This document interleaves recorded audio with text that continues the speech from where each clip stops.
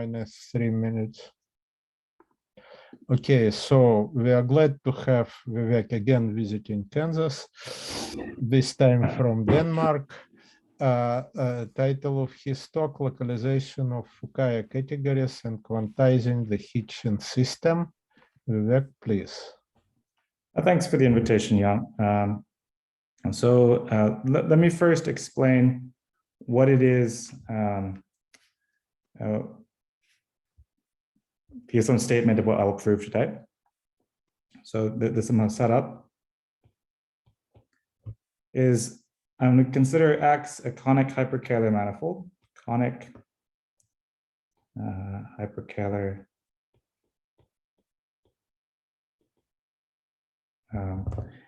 And hyperkähler, it means something. I guess maybe the first thing you should know about such a thing is that it's 4n dimensional.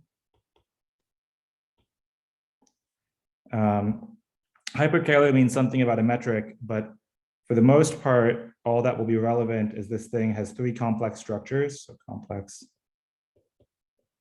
structures I, J, K.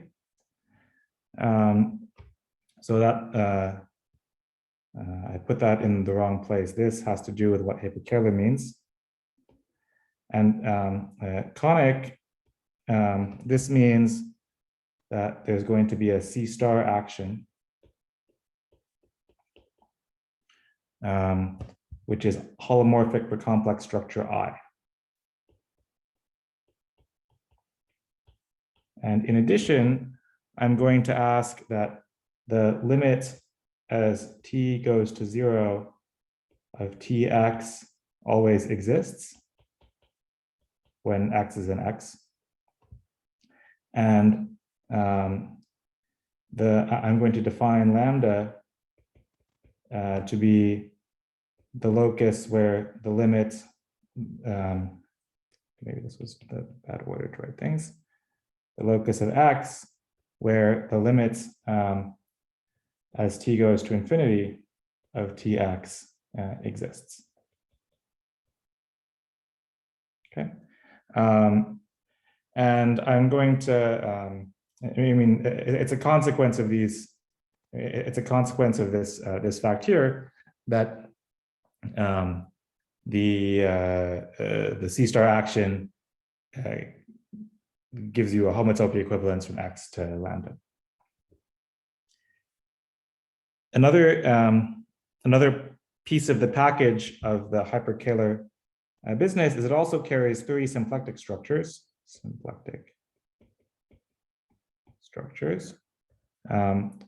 Omega I, omega j, omega k. And for example, these interact with the complex structures in the following way. If I take somehow big omega I, so it's defined to be little omega j plus I, little omega k. And the reason it's defined this way is that this, this item makes I and omega I holomorphic symplectic. And part of this conicity is going to mean that the C star action scales omega I. So it does not preserve it, it scales it. In other words, it acts on the line it spans in cohomology by with weight 1. Okay, so that's the setup of what is a conic hyperkähler manifold. We'll discuss in a second examples. What's happening here?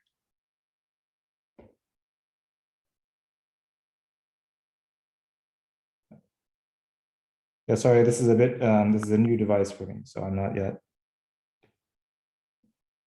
gotten the hang of how it works. Okay, so so do you need the hyperkähler metric for whatever you want to say? You will see at some moment I will need the hyperkähler metric. just for the reason that the results in the literature, the proofs of them use a hyperkähler metric. I'll explain that when I get to it.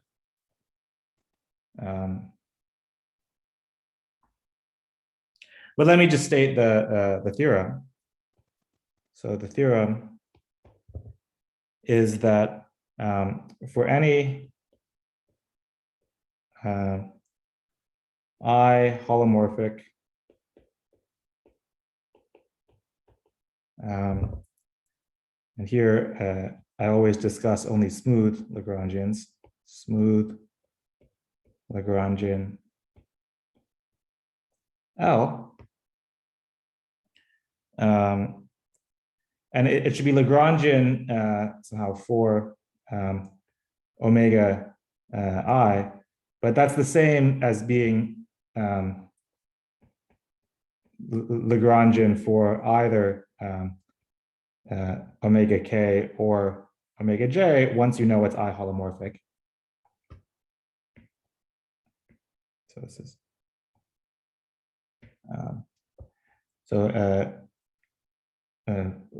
for smooth Lagrangian L, then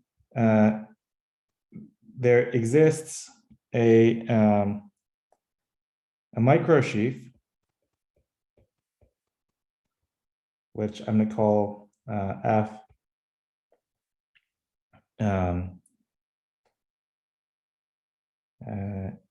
in something which I'll maybe say a little bit about later in the category of microsheaves on the core,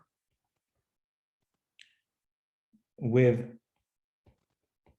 this hom between F and F isomorphic to the cohomology of L. And there's more things which are true. So for example, disjoint Lagrangians, Lagrangians give orthogonal objects.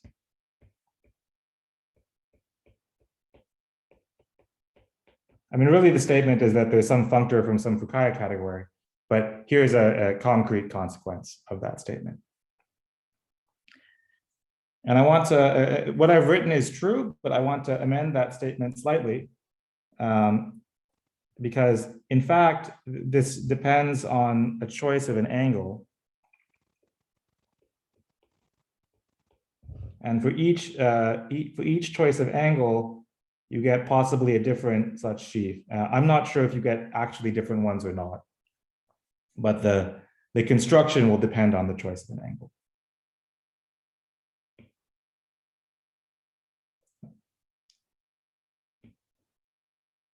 Okay, are there any questions about the statement of the theorem?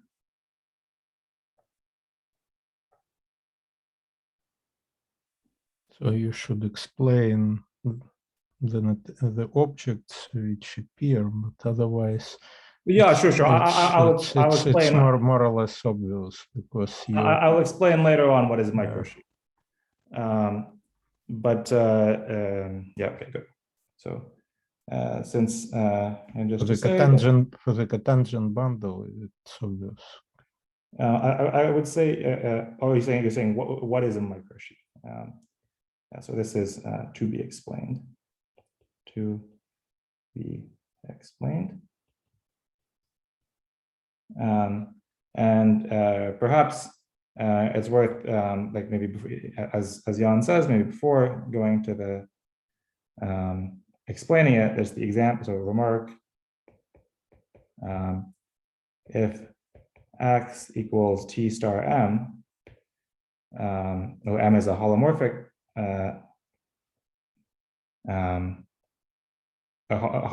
is a complex manifold. Okay, so this is not really an example because such a thing is not hyperkähler. Yeah, but that's the reason why I ask you, because it's a matter of complete hyperkähler metric. Otherwise, I should have said here complete hyperkähler. But never mind for the moment the fact that this thing is not complete hyperkähler. then this it does satisfy all the other hypotheses.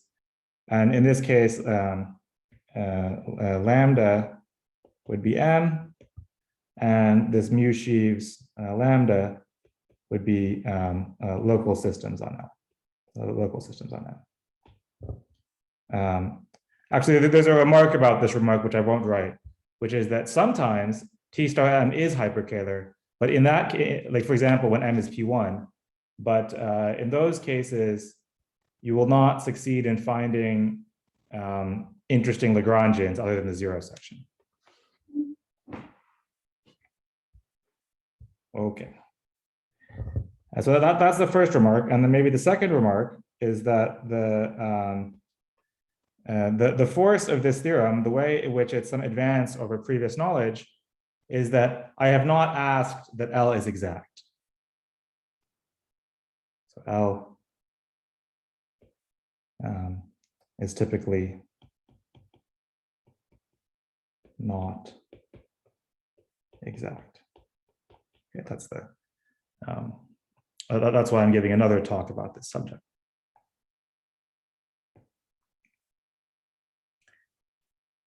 So now let me mention what is a intended application of this machinery.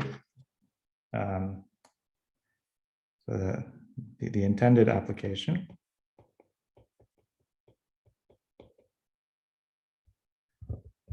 So we're interested in the setting where you have some Riemann surface, compact, and you have a reductive group. And maybe to avoid saying too many words, for now, I'm just going to discuss the semi-simple case.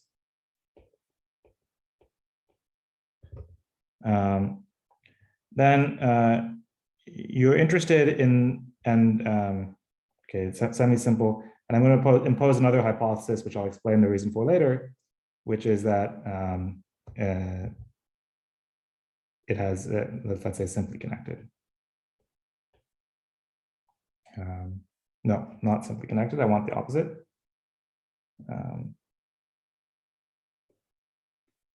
I want it to have a trivial center.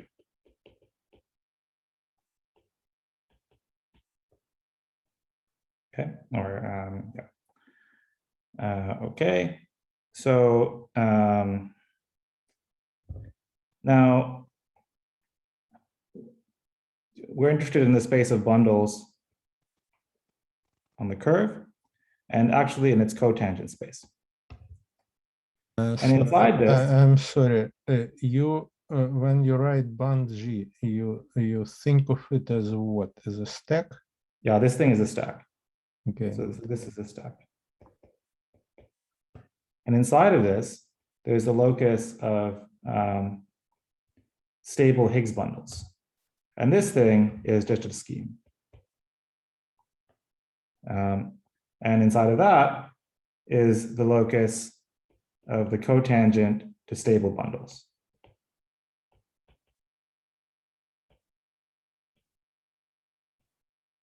Which is also a scheme. Now,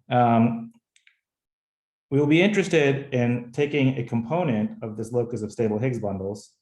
So this is a component where there are no strictly semi-stables. So no strictly. Okay, so strict, I mean, I'm saying this, I don't know if what I'm saying makes sense. Maybe I'll say this way, no strictly semi-stables in the closure. So that literally makes sense. And the example, so e.g., G is PGLN, and then you take rank co-prime to degree. So to degree. Okay, maybe just to avoid saying something confusing, I'm going to say, just for the moment, here I'll say G is GLN. That's of course not semi-simple. And then rank co-prime to degree. Rank N co-prime to degree d. Okay, so that's the kind of component which I want. And the feature of such a component is, I guess I can't actually explain the feature yet, but now I'll say what it is. There's an item called the Hitchin fibration. So there's this thing called the Hitchin fibration. In fact, it's defined on that whole stack. There's no bar there. Hitchin fibration.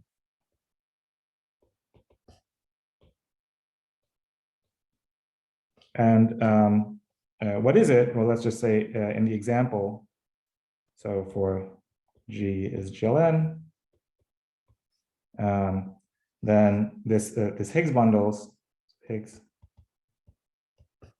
bundles, well, to see what they are, I said it's something having to do with a cotangent bundle to bun G.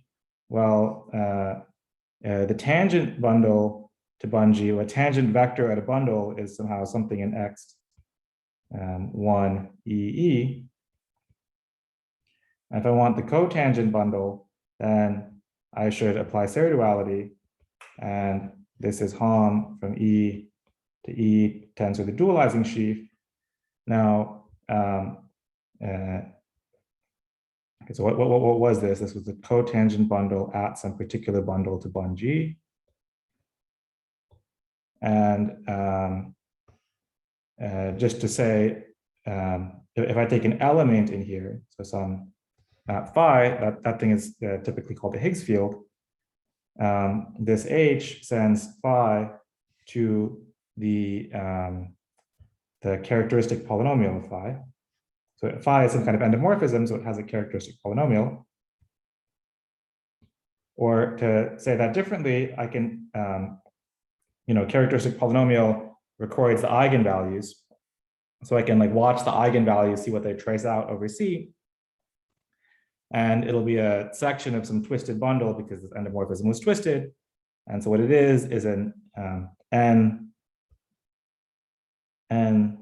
multisection of the cotangent bundle of C, which is called the spectral curve.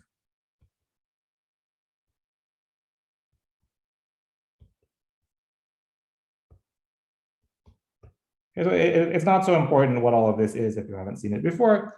The important part is that there is this map. It takes this Higgs bundle, and it records the spectral curve. And the property of this map, which was ensured by taking this component of rank co-prime to degree in the stable locus. So H has the property. Let's see. H is an integrable, an integrable system.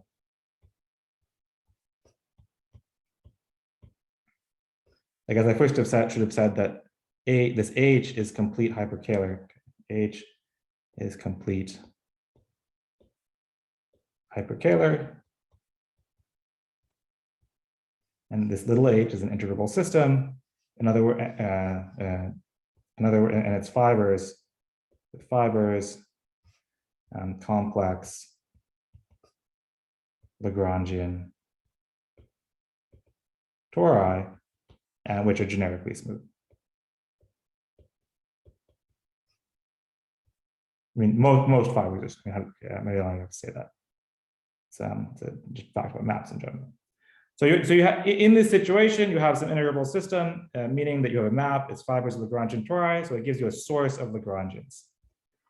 I guess maybe it's worth saying that this A, it has a point in there called 0.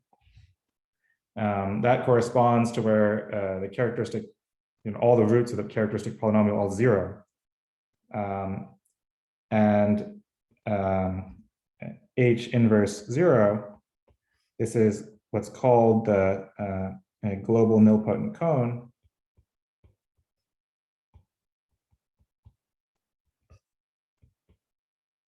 It is nothing other than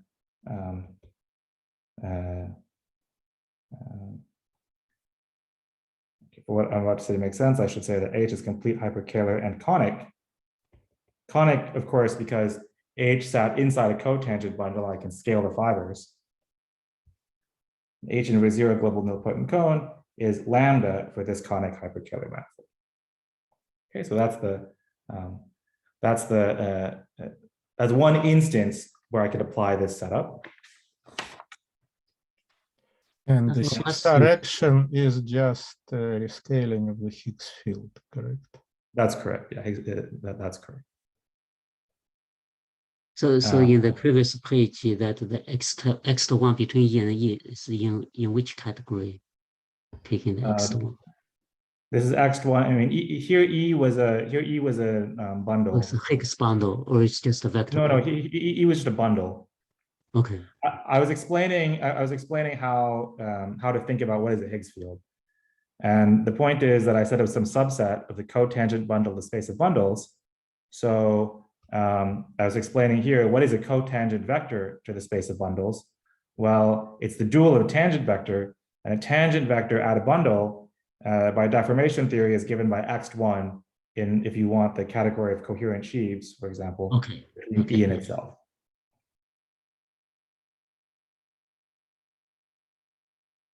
Are there any more questions about this?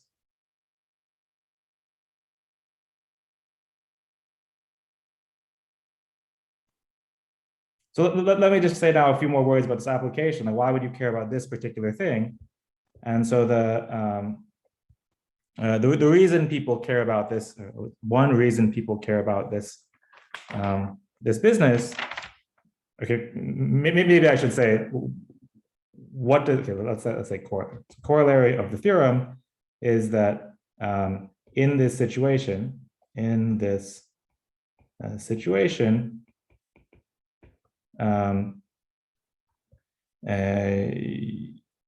you get a smooth Hitchin fiber, a smooth Hitchin fiber, H inverse of alpha, determines a microsheaf, let's say F alpha on this core. That's a direct application of the statement. And once maybe I explained to you a bit more about what a microsheaf is, that straightforwardly determines a sheaf. Let's just call it F twiddle alpha. It's a sheaf on bun G, and it's a sheaf microsupported in this nilpotent cone. So that statement will make more sense once I explain about microsupports. And the reason why one is interested in this kind of sheaf is that it's natural to expect. So you expect, and this is not something I really know how to prove, but maybe I'll say this is somehow hopes in progress. There's some kind of discussion with David Nadler. And what you expect is that and this F tilde alpha is a Hecke eigensheaf. And I'm not going to explain what is a Hecke eigensheaf, but let me explain why you expect it to be a Hecke eigensheaf. And the reason for this expectation is because the microsupport, whatever Hecke eigensheaf, whatever it is, it has to do with some endomorphisms on sheaves on bun G given by some sort of integral transforms. And you can ask, how will that integral transform act on the microsupport? And that's a geometric question, to which the answer has been known for a long time. So the microsupport of a Hecke operator preserves Hitchin fibers.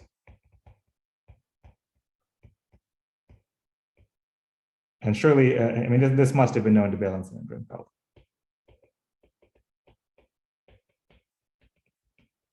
But it's not that I actually know where they explain it.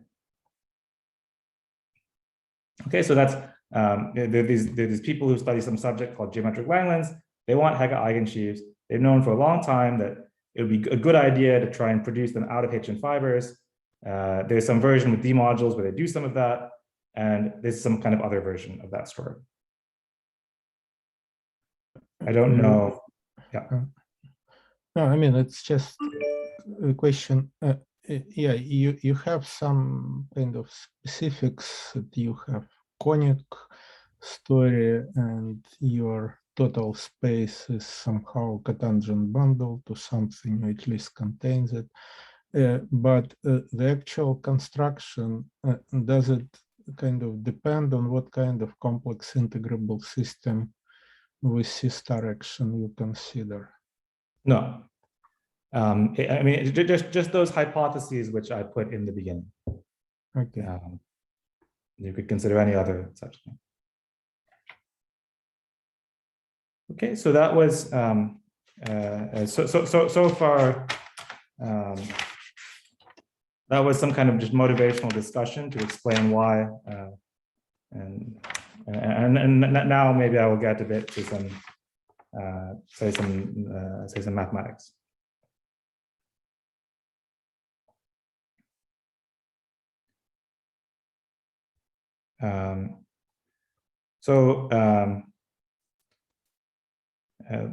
Let me just say, first of all, what are the steps in the proof of this theorem? It has 3 steps.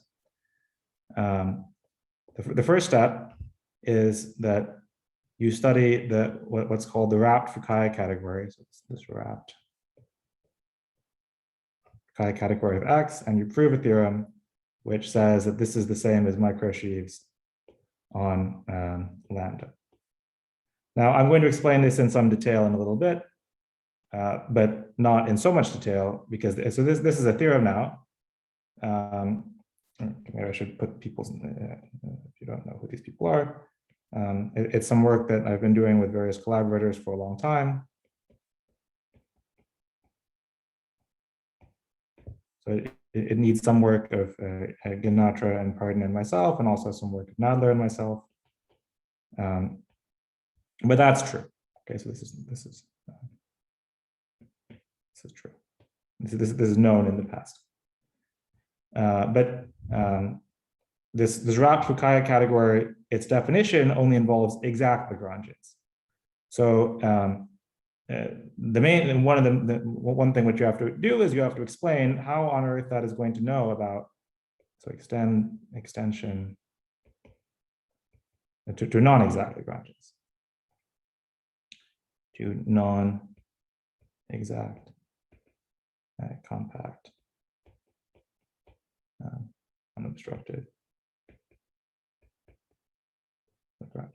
And I should say, people who study the Fukaya category have thought about non-exact Lagrangians since the beginning, but just we didn't think about them. And so I have to explain how our results can be extended to say something about non-exact Lagrangians. Is compactness important when you can relax it? I will show you where I use it. You can probably relax it, but I will say when I use it. I mean, basically the point is that I don't want to think about what it means to wrap a non-exact Lagrangian. And the reason I don't want to say that is that when you wrap an exact Lagrangian, in fact, we don't just wrap exactly. When we have non-compact Lagrangians, we demand that at infinity, they look like a just cone over a Legendrian. And that's only a reasonable thing to demand for an exact Lagrangian. And the reason we demand that is once you have a cone over a Legendrian, then it's very easy to discuss wrapping because, it's just about moving Legendrians in contact manifold. So otherwise, you have to have some kind of more complicated discussion.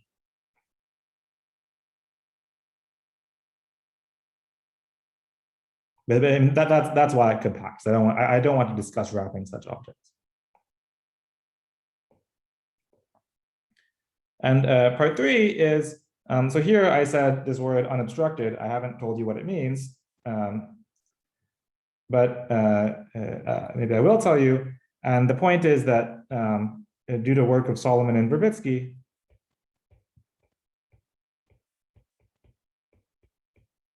we know that holomorphic Lagrangians in and here is where I need this completeness, because they used it in their proof.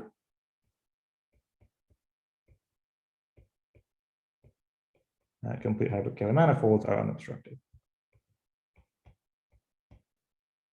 Yeah, but it does not look relevant. It simply means that generically there are no pseudo-holomorphic disks, and it should be true for any complex symplectic. I agree.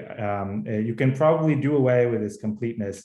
I'm just saying that to quote the literature, I need it at the moment. Okay. Actually, I asked those guys, and somehow they also think we don't need it. That's not, at least whatever proof they wrote used it.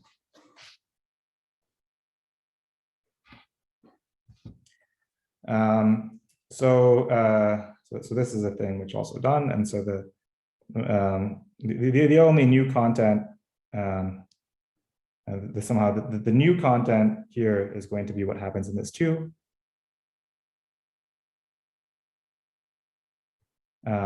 But first, before getting there, let me say a few words about 1 and 3.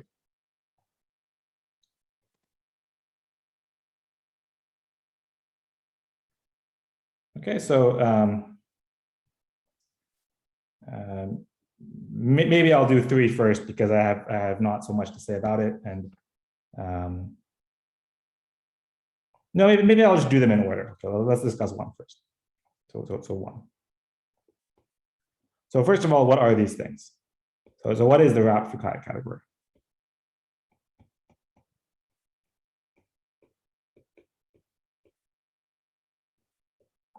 So this is something you can associate to what's called the Liouville symplectic manifold. And what is the Liouville symplectic manifold? So I take X, omega. So first of all, omega had better be exact. And I'm just like, what is the Liouville symplectic manifold? When you have having omega equals d lambda is the same as saying that there is a vector field Z, so that the derivative of omega is itself. And the condition that X is Liouville means basically that the manifold looks like this. Somehow there's the non-compact part of the manifold is exhausted by the flow of this field. And this vector field is complete. And when you have this kind of Liouville manifold, there's whatever is left, whatever does not escape to infinity is called the core. This is called the core or skeleton. And the way this is relevant to whatever I assumed about my X for the purpose of this talk at the beginning is that such a thing is always a Liouville symplectic manifold, where for omega is omega j or omega k or any linear combination of those guys, basically because the C star action which scales that capital omega I, the real part of that C star action scales in this way, in this way, the omega j or omega k. Okay, so we're always in this situation. And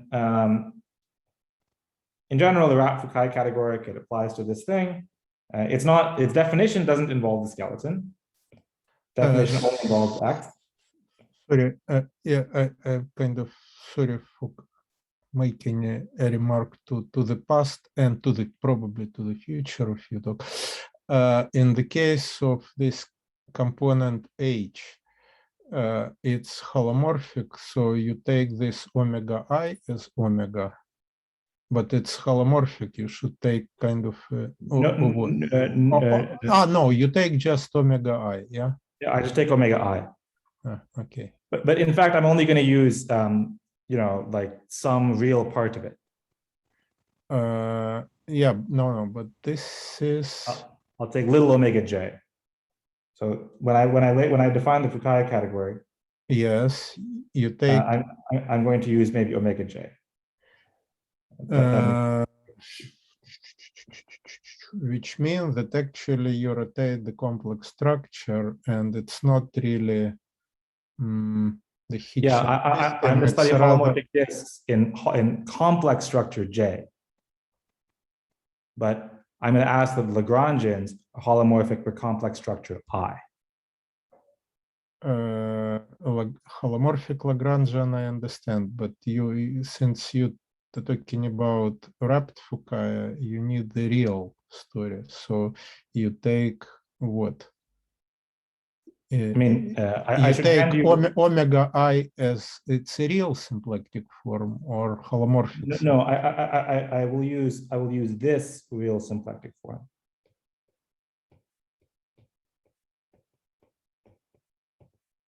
A real symplectic form, and your Lagrangians will be with respect to omega j. No. Okay, then what? I do not understand that. You're saying that, yeah, I see. They're Lagrangian with respect to, as you say, omega j. In fact, they're Lagrangian with respect to big omega I. That was the wrong thing. Yeah, they will be Lagrangian with respect to, yeah, holomorphic Lagrangians are real Lagrangians. Yeah, that's right. Okay, okay. Thank you. Okay, and in fact, I mean, I mentioned there was some angle, and that angle is I can take any, you know, like cosine theta omega I plus sorry, omega j plus sine theta omega k. Hold on. Any or any except of countable. Yeah, any except. Well, you will see. Okay. Actually, any, but you will see.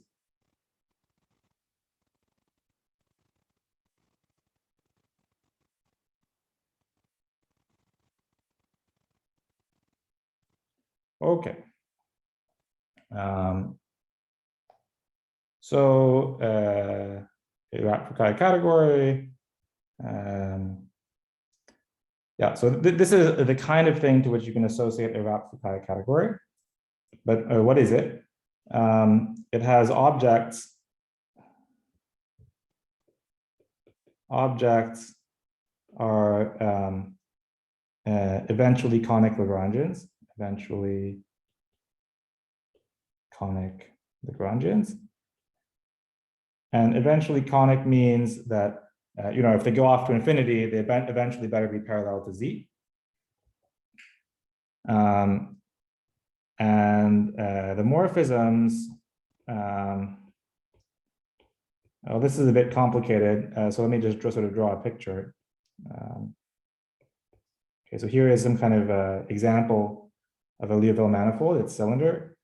I'll draw the Liouville vector field just goes out like this. The core is this circle, middle of the cylinder. Here's an example of an eventually conic Lagrangian. This is an object. And the picture, which you're supposed to keep in your head for computing Homs, is you take this thing and you make it somehow wind around many times. And then you look for intersection points. So that's supposed to be the basis for morphisms. That is not technically how it's defined, but it's not so important. That would be an alternate way to define it. And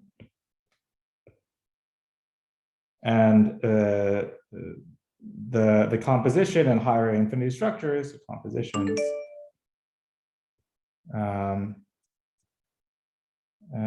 are, if you have Lagrangians, L1, L2, L3. One second, I have to, my computer keeps beeping, so I have to quit something.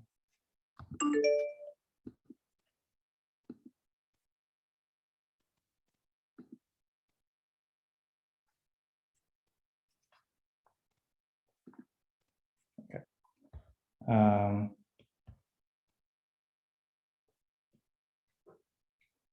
Then, you know, here you have a Hom from L1 to L2, and here you have a Hom from L2 to L3, and here you have a Hom from L1 to L3. And when you want to think about composing them, you somehow count holomorphic disks look like this. Because that's what is Fukaya category. It's a bit schematic description, but that's fine. And then now I should say a little bit about microsheets. So what to say about that? Well, if I have, first of all, now if I have, okay, M is some real manifold, I can study the category of sheaves on M. So this is sheaves on M, and always everything is derived. Okay, so it's derived category of sheaves. And the basic notion is the microsupport. So sorry, sheaves of what? Vector spaces, abelian groups, Z mod. that doesn't matter. So somehow, you know, like valued in some stable category or something. Valued in some. Let's just say, for the point of this discussion, let's just say chain complexes. Sheaves, chain complexes. And then you know, localize by quasi-isomorphism and so on. That's the derived category of sheaves.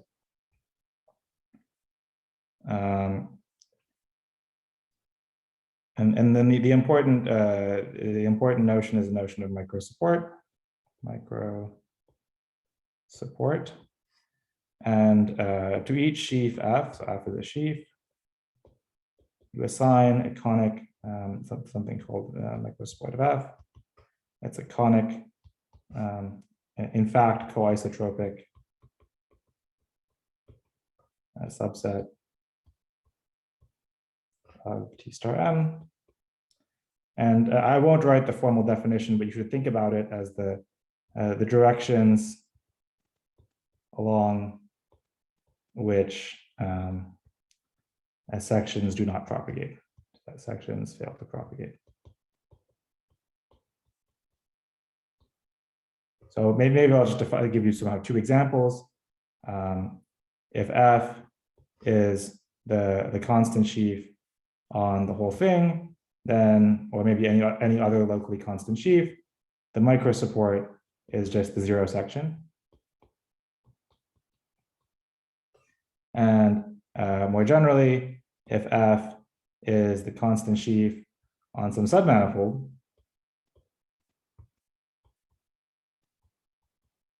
then its microsupport is the co-normal bundle. Co-normal. Okay. But in general, the microsupport can be some quite complicated thing. And so then there's a category called so for any lambda in this cotangent bundle, and probably should assume a conic, you can study sheaves which happen to be microsupported in lambda. This is sheaves microsupported in lambda. And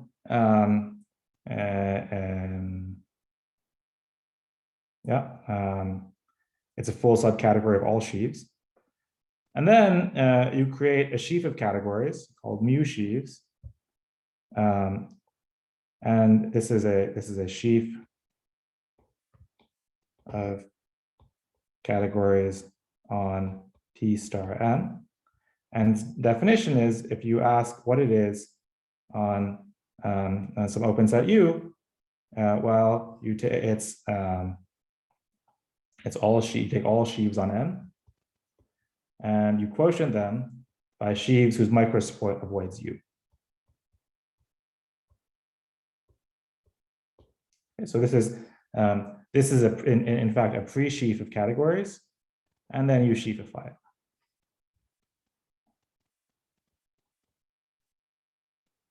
And so this mu sheaves is the sheafification. And now, so for lambda so this business I have discussed so far, at least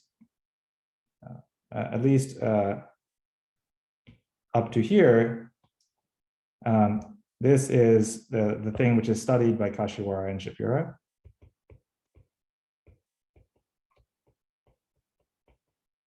In their book. These days we like to sheafify that pre-sheaf. So if you take some lambda in T star n, or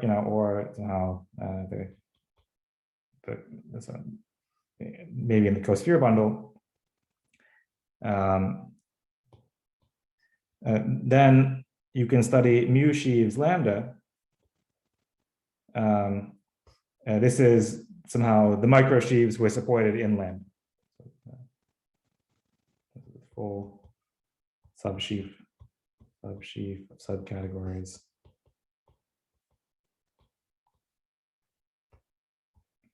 Of microsheaves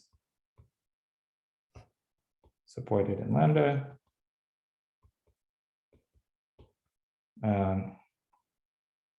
And finally, the last thing to say about microsheaves. So now I've told you how to define microsheaves for subsets of cotangent bundles. And now I've told you how to define microsheaves for anything. And so then for lambda, any set with the germ of a topological, the germ of a contact embedding,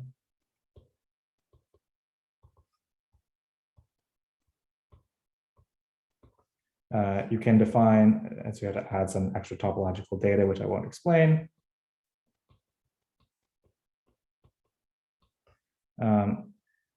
You can define a similar sheaf of categories called mu sheaves lambda by embedding lambda inside a cosphere bundle of R 2n plus 1 for n very big, and thickening and restricting mu sheaves. Okay, and there's kind of a long story about this, which is explained in some paper of mine called microlocal category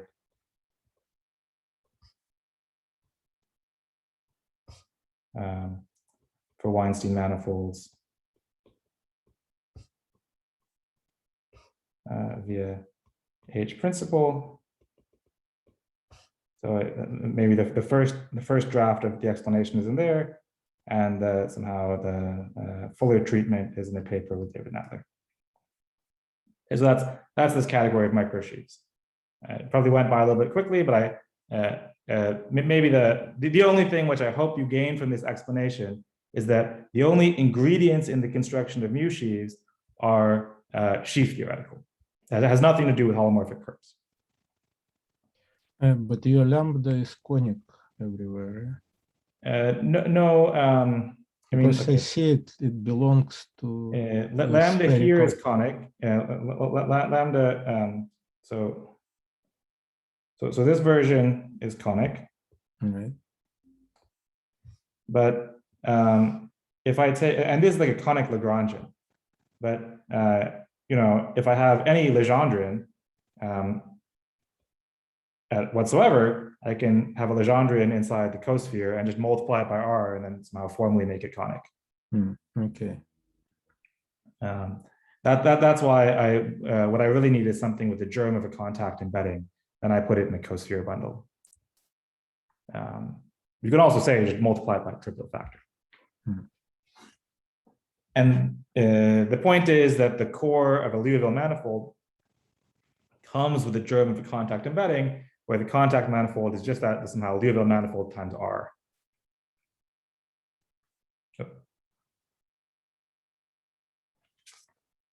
Okay, so that was about microsheets.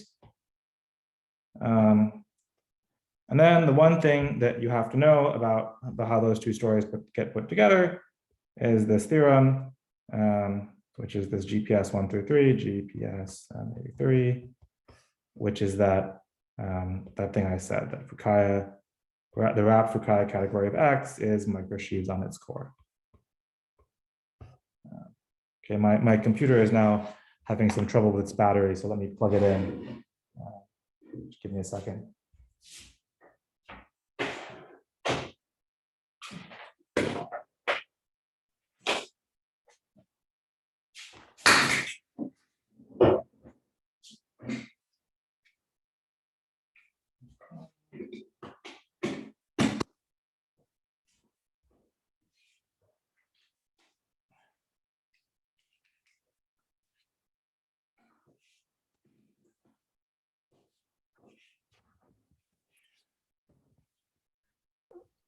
Okay, so that was about this. So X is Liouville here. Yeah? X is Liouville. Well, I mean, for this theorem, X needs to be a bit more than Liouville. X needs to be Weinstein. And Weinstein roughly means Liouville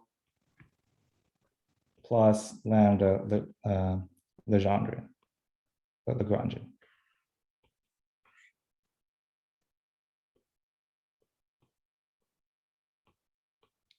That's a slight lie, but I mean, that's roughly what it means. So just for my knowledge, so for Liouville, there is no such theorem, or you cannot prove it. Well, it's certainly true that I can't prove it. But if you had counterexamples, so you could avoid the previous phrase. Yeah, I think, I mean, I don't think there's a single example of a manifold which I know is to be Liouville, but not Weinstein, and whose Fukaya category I know how to compute. Okay. So, yeah, I wouldn't know how to check this in a non. Okay, so that was the end of this one.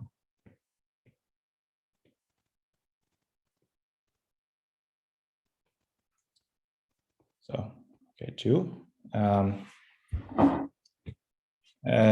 Well, I'm just going to say now just a few words about this too, and then because it's a very simple idea. I mean, the first thing to say is that there exists a Fukaya category,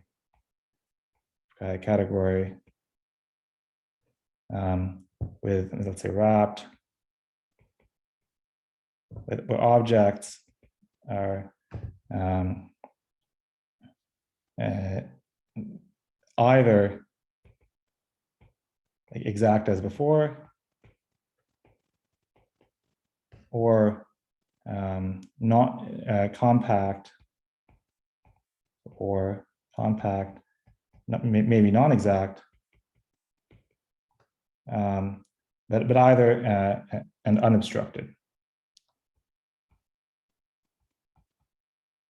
where unobstructed means, I mean, for the purposes of this talk, I can ask for unobstructed to mean the strongest possible thing you could ever ask for it to mean, which is bounds no holomorphic disks.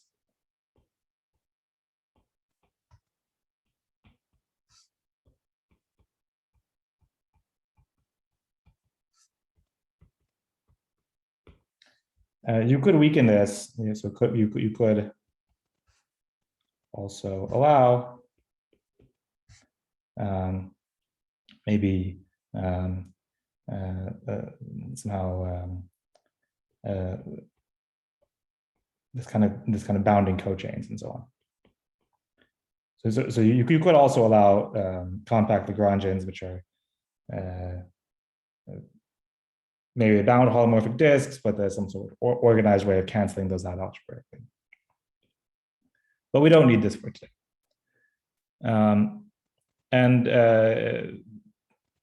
Okay, the reason this category exists is the same that any other Fukaya category exists. I won't discuss it too much. But what I do want to explain is, but there is some price you pay for including these. There's some price you pay for including these objects, which is that before you could work over the integers, but now you have to work over the Novikov ring.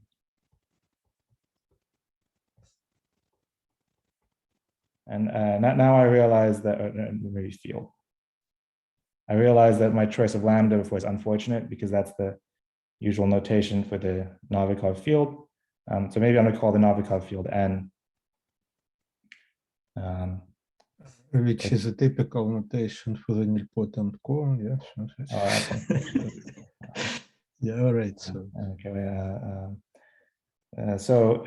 What is this thing? It's on a series of the form C I t to the I, where I are somehow real, and they go to infinity. There's countably many of them. And these C, they also have to live in some kind of field. Maybe countably many, finitely many I below any given N.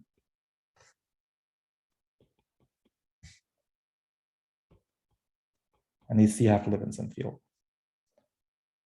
Okay, so this is the Novikov field. And the kind of reason why you have to work over that is that now you don't have sort of a priori bounds on the energy of holomorphic disks, and so you just need to count them all.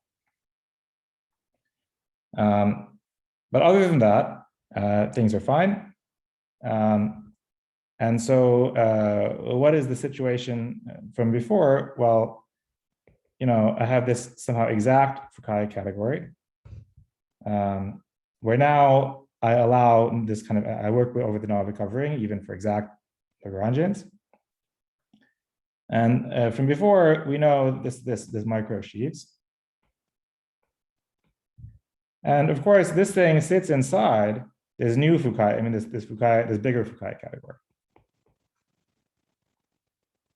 And the question is to prove, so 2 is, should show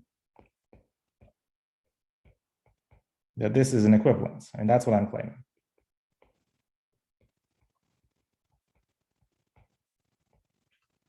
Okay, that every possibly non-exact object, in fact, is already generated by exact objects. And let me just say that there's some kind of sketch of the proof. So the proof idea, the actual proof is not much more than this. It's that the diagonal bimodule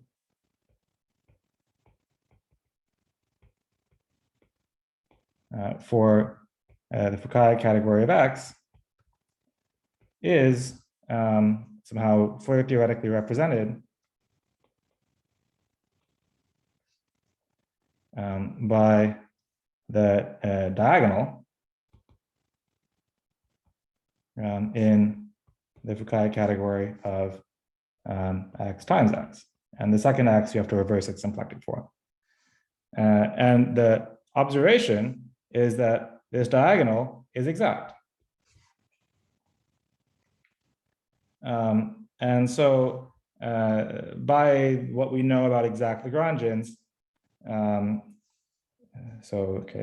what we know about exact Lagrangians, which is something proved in somehow the second version of this thing, you can resolve the diagonal in products of cocores. A cocore is some particular kind of exact Lagrangian, and as a consequence, the general categorical fact is that if you can resolve the diagonal by anything, then those things generate. Hence, cocores still generate. So maybe here, let me just comment on why this diagonal bimodule is represented by the diagonal. Roughly speaking, the point is that the Floer homology between L and M, any two Lagrangians, is the same as the Floer homology of L times M with the diagonal.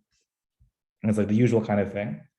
I mean, like in particular, intersections of L and M is the same as intersections of L and M, L times M with a diagonal. And the same is true about Floer homology.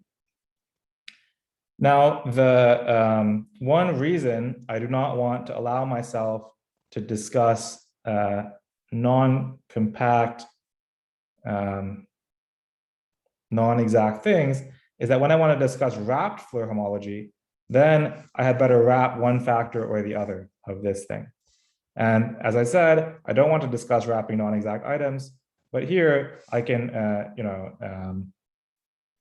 wrapping the diagonal costs me nothing. Anyway, the intersections with the diagonal and L times M are in some finite area, in some finite region, because L and M are compact. So wrapping the diagonal does nothing. That's one reason I don't want to discuss this kind of non-compact, non-exact objects at the moment. Okay, so that's basically the point, that the diagonal gives you the diagonal bimodule of the category, and on the other hand, diagonal is already exact, and we already know what to do with exact Lagrangians. We can resolve them at products, and so that's it. There's some messing around to somehow set up this kind of Conic maps correctly, but that's okay. And then that explains why exact objects already generate non-exact objects. And then the last thing I want to say maybe a few words about, I see I'm already maybe a bit over, so let me just say just some few words about TUI. Of course, TUI you can read in this paper of Solomon Verbitsky. But let me just give you some idea why you should believe it's true. Okay, so if X is hyperkähler, there's one remark is that a holomorphic curve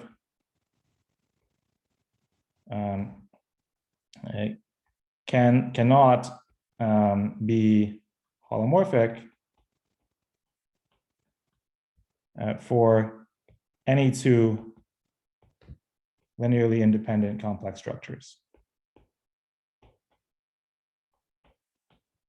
And the reason is that if it were linearly independent, if it were holomorphic for two linearly independent complex structures, then it would be holomorphic for all of them, and it would itself be hyperkähler and hence at least four-dimensional. And it's not because it's two-dimensional. Okay, so this is kind of an obvious remark. And then this idea of Solomon and Verbitsky is they study this circle. The circle is the circle cos theta omega j plus, I guess actually it's not the symplectic forms. Cos theta I maybe j cos theta plus k sine theta. Okay, that's this circle. And for each, they argue that for each class in H2x, they write some kind of energy, so energy is minimized minimized, maybe H2XL is minimized by a holomorphic curve, and they argue that there exists a unique minimizer. And it's a holomorphic curve for some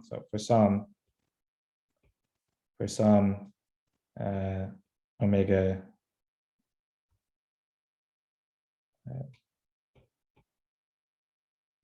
for some complex structure.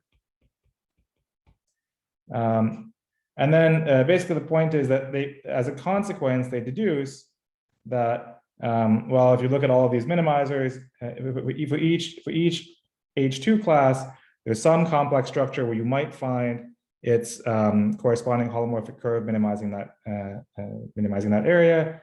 But in any case, there's at most countably many such things because H2 is countable. And so you have to remove some countably many things in the circle. So countably many structures admit holomorphic curves, and the rest do not. So that means that now, so now if I consider the Fukaya category of X and let's say omega J, then complex structure J, I mean, when you define the Fukaya category, you should choose almost complex structures. You must choose almost complex structure, which is tamed by J, tamed by omega J. And an example of such a structure, so e.g. J. Now, J, you could have been unfortunate, and J could have been one of the complex structures where you had a holomorphic curve. But the space of tame almost complex structures is open. So you're going to have at least some neighborhood around here of almost complex structures tamed by omega J. And you can choose anyone in there, and most of them will not have any holomorphic curves. So pick someone in there, and then your holomorphic Lagrangian is unobstructed for that guy. And the last thing to say is that it doesn't matter which one you choose because Fukaya category is independent of choice of tame almost complex structure.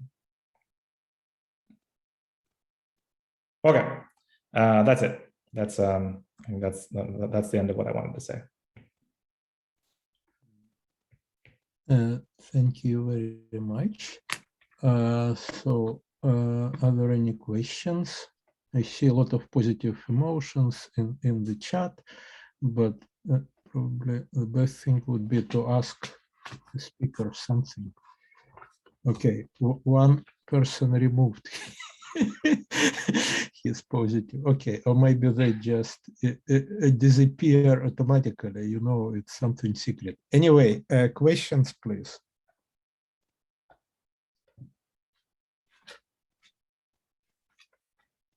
So maybe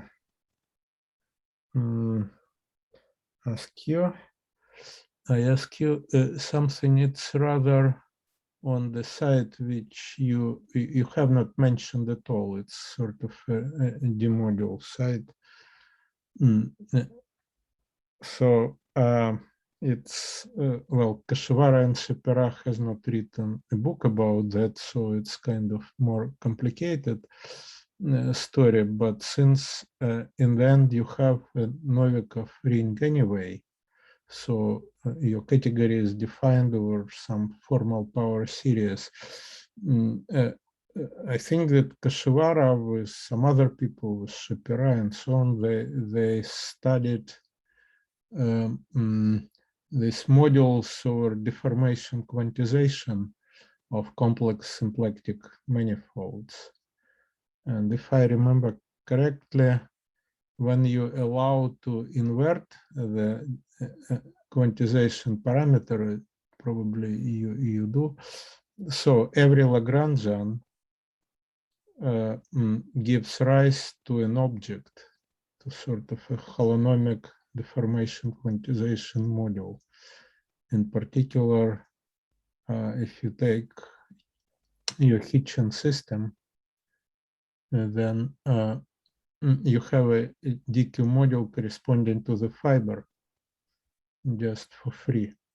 So I'm a bit confused with, and because I understand that in this GLC story, they kind of want to construct this D module, but over complex numbers. But if you're over Novikov ring, then there is no problem with that. And then you take something like Riemann-Hilbert and you have.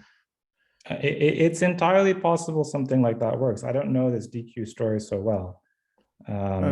It's in the archive. It's quite old. I know. I'm just saying that I personally don't know. In fact, next week I will go to Paris and discuss the Shapira. But okay. Yeah. So I may have better answer for you in a week. Yeah, and another thing is that, you know, these DQ modules and therefore their characteristic varieties, so this, well, singular support and this microsheaf story, it was designed after this D module theory was created. Yeah, it's kind of later development, this Kashwara and Shapira book, and before was the theory of D modules. But it's D modules, it's not everything which kind of exists. There are other kind of equations. There are difference equations. There are, I don't know, elliptic difference equations. People write Q difference equations. People write papers about that, and some papers are really long. So in that case, you do have the Fukaya category, but you don't have the category of microlocal sheaves, and moreover, your how you call it, core. Yeah. Core. I'm always with this core. Anyway, it does not have to be Lagrangian. It remains the case that I cannot say anything useful about that situation. Yeah, but that's kind of it's this seminar. It's not only for you to give a talk, but for people. I mean, it's really the point is that kind of for me and actually for Maxim, because I send you this big manuscript. The main thing, the main structure is not the structure of constructible sheaf or whatever microlocal sheaf, but the Fukaya category itself. And this microlocal theory of sheaves is just a way to compute some Fukaya categories. But what is really relevant to the story, which is more general than D modules, it's just a Fukaya category. And it doesn't have to be Liouville or Weinstein. It's just complex symplectic, and in probably with the C star action. I agree with you. That's a very interesting subject, but you know, you know more about it than I do. I somehow I have nothing to say beyond the bounds of this. It's a comment. It's not. Yeah, and actually the C star action, it's very interesting story, because as you know, in this 3D n equal 4 industry, yeah, this mirror symmetry in 3 dimensions, they really need the C star action, which scales the symplectic form with some weight, integer weight, which is, in this case, it's 1, but it can be any. And so there is, again, there is a theory of deformation quantization modules, which has a flavor of theory of representations of Lie algebra, of Kac-Moody Lie algebras. So they can construct an analog of the category O. So it's kind of, it's something which seems to be close to GLC, because they like groups for some reasons, but there is something which some framework for which you still have complex symplectic manifold with the C star action, and you have some nice category of, let's call D modules, but are D modules, and probably for that category maybe there is the other side, which is an analog of your theory of microlocal sheaves, but I don't know. They also have something like this complex version of core, the skeleton, but it's holomorphic. And maybe you can send me a reference for this afterwards. Okay, all right, yeah, sure. Well, but it was a comment. It's not good. There's good comments. Yeah, it's not really a question. Yeah, and the subject of your talk, it's your last paper with the words Hitchin in the title, like 10 pages. Yeah, that's right. Yeah, okay. More questions?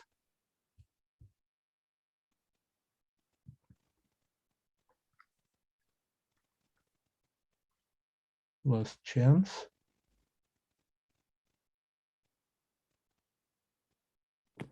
All right, so Vivek, thank you very much. So very inspiring talk, I should say. Seeing you. Okay, and this is it for today. Thank you. Okay, bye. Bye.